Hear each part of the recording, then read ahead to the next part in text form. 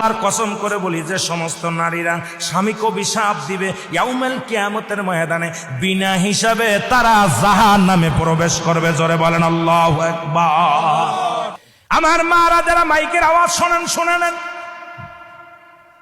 যত আপনার নামাজ, আপনার রোজা, আপনার হজ সব কিছু বরবাদ হয়ে যাবে যারা স্বামীকে লানত করবেন, স্বামীকে যারা অভিশাপ করবেন, স্বামীর বিরুদ্ধে অভিযোগ করবেন, স্বামীর প্রশংসা করবেন।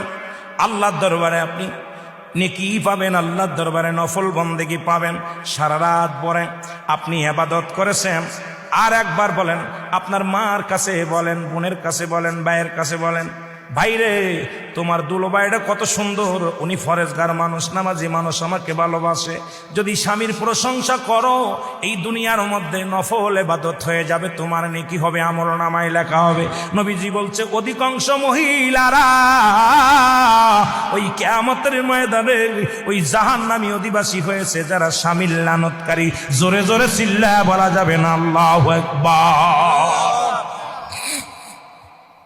আল্লাহ নবী বললেন, আম্মা জান খাদিজা বলে, হুজুর এরপরে কি দেখলেন? বলে, ও আম্মা জান খাদিজা রে, খাদিজা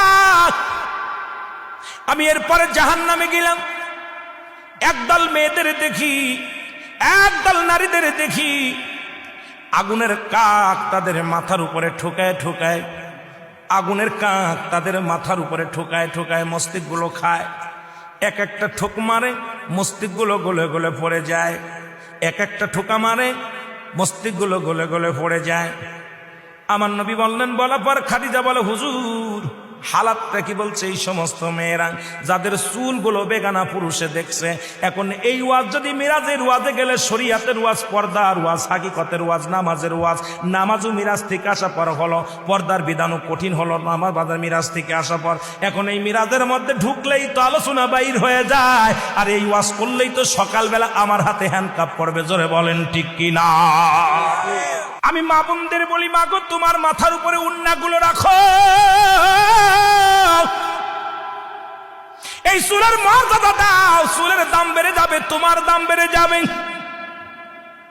আমার মারে, আমার আম্মা জান ডাকতে বলে, নবী গো তারপরে কি ডাকলেন? বলে, হুজুর তারপরে কি ডাকলেন?